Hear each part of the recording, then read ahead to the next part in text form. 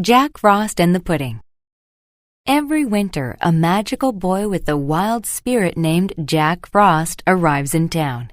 He wears a white cape, and his role is to cover everything with frost and ice. But Jack Frost also gets pleasure from playing tricks on common folks. One dark winter evening, he was sitting on the rail of a fence near a river, pointing at some trees. When he did so, there was a pop, and the trees were evenly covered in frost.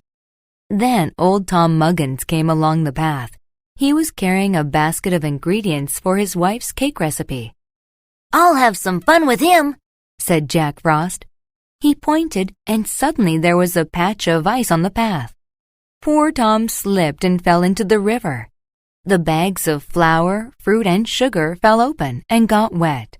A couple of eggs broke, and a stick of butter shrank in the water. Tom gathered the ingredients and climbed out of the river. The food made an absolute mess of the path. "Alas," he cried, "there'll be no cake for me." Jack Frost laughed at poor Tom because his nice suit got soaked as well. "Are you cold?" he said. "Don't worry, I'll make you warm." He pointed at the mess in Tom's basket. Suddenly, there was a spark. What was left of the food caught fire. Jack Frost ran off laughing. Poor Tom sat by the fire.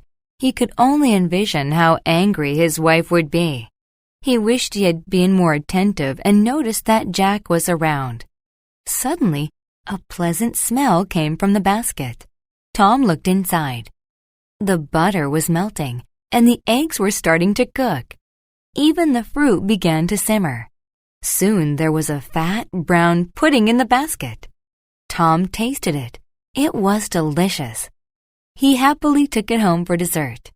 Although Jack Frost had tried to make Tom's life difficult, Jack had actually made Tom a wonderful pudding.